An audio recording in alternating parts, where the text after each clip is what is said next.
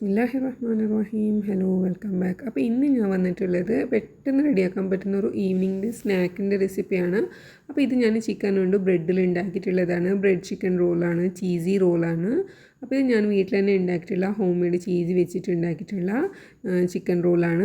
അപ്പോൾ അത് നമുക്ക് കണ്ടു നോക്കാം. അപ്പോൾ ഞാനിത് ഫ്രിഡ്ജിൽ വെച്ചിട്ടുണ്ടായിരുന്ന ചിക്കനൊക്കെ പുറത്ത് വെച്ചിട്ട് അതിൻ്റെ വെള്ളമൊക്കെ ഊറ്റിയിട്ട് നീറ്റാക്കിയിട്ട് ഇതിന് ഒരു പാത്രത്തിലോട്ട് ഇട്ട് കൊടുത്തിട്ടുണ്ട്.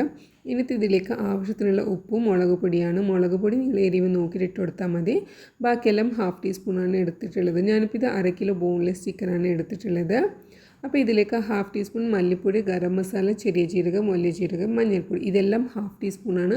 പിന്നെ ഉപ്പും മുളക് പൊടിയും അത് നിങ്ങളെ എരിവ് നോക്കിയിട്ട് നിങ്ങളെ ടേസ്റ്റ് നോക്കിയിട്ട് ഇട്ട് കൊടുത്താൽ മതി. ഞാനിപ്പോൾ ഇതിലേക്ക് 2 മുളക് പൊടിയും യൂസ് ആക്കിയിട്ടുണ്ട്.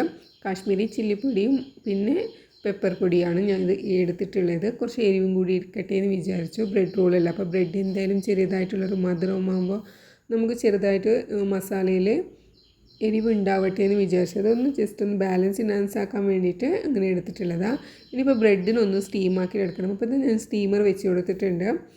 കുറച്ച് വെള്ളം ഒഴിച്ച് കൊടുത്തിട്ട് സ്റ്റീമറിൻ്റെ മുകളിൽ ഇനിയിപ്പോൾ ബ്രെഡ് വെച്ചെടുക്കുക. കാരണം ഇത് നല്ലോണം ചെറുതായിട്ടുള്ള ബ്രെഡായിരുന്നു. അപ്പോൾ ഞാൻ വിചാരിച്ചു ഇതൊന്ന് പരത്തിയിട്ട് നമുക്ക് നീറ്റായിട്ട് റോളാക്കാൻ വേണ്ടിയിട്ട് ഇങ്ങനെ ഒന്ന് ആവി കയറ്റി കൊടുക്കാമെന്ന്. അപ്പോൾ ഇത് ഞാൻ കുറച്ച് നേരം ഒരു 3-4 മിനിറ്റ് വരെ ഒന്ന് ദമ്മാക്കിയിട്ട് എടുക്കുന്നുണ്ട്. ജസ്റ്റ് ഒന്ന് സ്റ്റീമാക്കിയിട്ട് എടുക്കുന്നത്. ആവിയുണ്ട്, അത് സോഫ്റ്റ് ആയിട്ടാകുമ്പോൾ നമ്മളിങ്ങനെ റോളാക്കുമ്പോൾ പരത്തുമ്പോൾ പൊടിയില്ല ബ്രെഡ്. അല്ലാന്നുണ്ടെങ്കിൽ പെട്ടെന്ന് ബ്രെഡ് പൊടിഞ്ഞു നല്ലോണം സോഫ്റ്റ് അല്ലേ. അങ്ങനെ ഇത് ആ സമയത്ത് തന്നെ എൻ്റെ ചിക്കനും കുക്കായിട്ടുണ്ട്. പിന്നെ ഞാൻ ഈ ചിക്കനില്ലേ വെള്ളത്തിൽ ഇങ്ങനെ വേവിച്ചിട്ട് എടുത്തിട്ട് ആ വെള്ളം ഊറ്റി കൊടുത്തിട്ടില്ല. ഇങ്ങനെ വേവിച്ചെടുത്താൽ നല്ല ടേസ്റ്റാണ്. ആ ചിക്കനക്കും നല്ലൊരു സ്മോക്കി ഫ്ലേവർ വേറെ കൊടുക്കണ്ട. അപ്പോൾ ഇത് ഞാനൊരു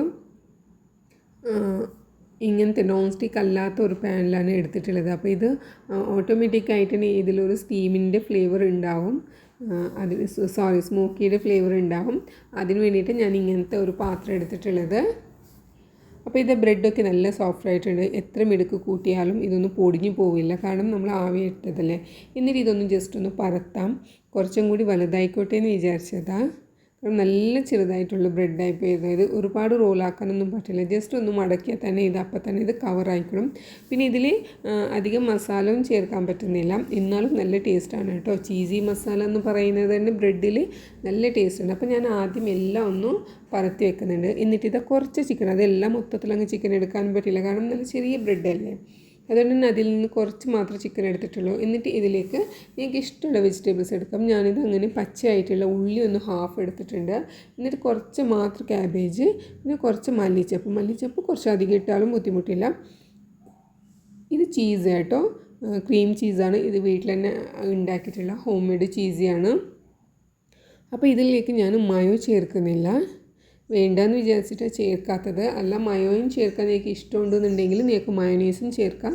ഇപ്പം ഞാൻ വെറും ചീസ് മാത്രമാണ് ചേർക്കുന്നത്. മയോ ചേർക്കാതെ തന്നെ ചീസി ആയിട്ട് കഴിക്കണം. നല്ല ടേസ്റ്റാണ് ഈ മസാലയും ബ്രെഡ് റോളും. അപ്പോൾ ഇത് ആദ്യം ഒന്ന് ഞാൻ സ്പൂൺ കൊണ്ട് മിക്സ് ആക്കാൻ നോക്കി. എന്നിട്ട് കൈ കൊണ്ട് നല്ലോണം അങ്ങോട്ട് മിക്സ് ആക്കി കൊടുത്തിട്ടുണ്ട്. എന്നാലേ നല്ലതുപോലെ ഒന്ന് കുഴഞ്ഞ് കിട്ടിക്കണം കേട്ടോ. ഇത് ചെറിയ ബ്രെഡല്ലേ, അപ്പോൾ ഇത് മടക്കുമ്പോൾ നമുക്ക് ബുദ്ധിമുട്ടാവാതിരിക്കാൻ വേണ്ടിയിട്ട് കൈ കൊണ്ട് തന്നെ ഇങ്ങനെ കുഴച്ച് മിക്സ് ആക്കിക്കൊള്ളണം. എന്നിട്ട് ഇത് കുറച്ച് മസാല വെച്ച് കൊടുത്തിട്ട് ജസ്റ്റ് ഒന്ന് മടക്കിയാൽ മതി. പിന്നെ ബ്രെഡ് ആയതുകൊണ്ട് തന്നെ ഒട്ടിപ്പിടിക്കാൻ ഒരുപാട് പാടൊന്നും പെടണ്ട. ജസ്റ്റ് ഒന്ന് ഇങ്ങനെ അമർത്തി കൊടുത്താൽ തന്നെ ബ്രെഡൊക്കെ ഇങ്ങനെ നല്ലോണം പ്രസ്സായിക്കോളും കേട്ടോ. എന്നാൽ നല്ല ടൈറ്റിൽ തന്നെ നിന്നോളും. എന്നിട്ട് പിന്നെ നമ്മൾ എന്തായാലും ഒരു പാലോ മുട്ടയോ അല്ലാന്നുണ്ടെങ്കിൽ മൈദ മിക്സിങ്ങിലോ കോട്ടിങ്ങിലോ എന്തായാലും നമ്മളൊന്ന് മുക്കാൻ പോവുമല്ലോ. അപ്പോൾ എന്തായാലും ഇത് പെട്ടെന്ന് തന്നെ ഇത് കവറായിക്കോളും. ഇനി ഇത് കവറായില്ല എന്ന് വിചാരിച്ചിട്ട് ടെൻഷൻ ആവേണ്ട, നമ്മൾ കോട്ടിങ് ആക്കുമ്പോൾ കവറായിക്കോളും.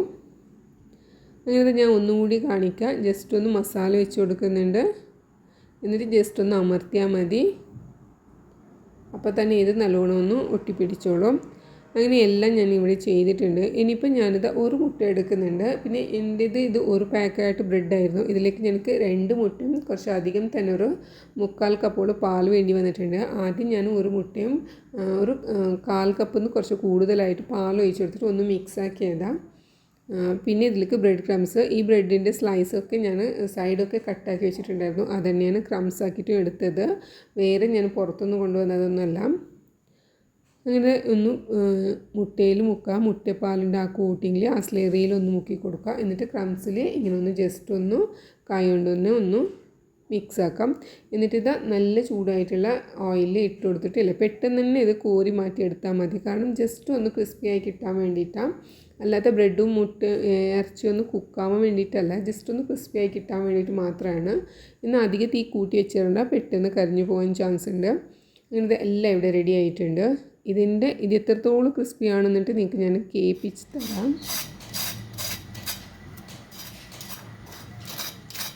അപ്പോൾ ഇത് ചൂടോടെ കഴിക്കാനില്ല, നല്ല ക്രിസ്പിയാണ്. എന്തായാലും ഒന്ന് ട്രൈ ആക്കിയിട്ട് നോക്കുക. പിന്നെ നിങ്ങൾക്ക് എൻ്റെ ചാനൽ ഇഷ്ടമാവുകയാണെന്നുണ്ടെങ്കിൽ സബ്സ്ക്രൈബ് ആക്കുക, ലൈക്ക് ആക്കുക. പിന്നെ നിങ്ങൾ സപ്പോർട്ട് ഉണ്ടെങ്കിൽ എനിക്ക് മുന്നോട്ടും പോകാൻ പറ്റും, വീഡിയോസൊക്കെ ഇടാനും ഒരു ഇഷ്ടം തോന്നും. താങ്ക്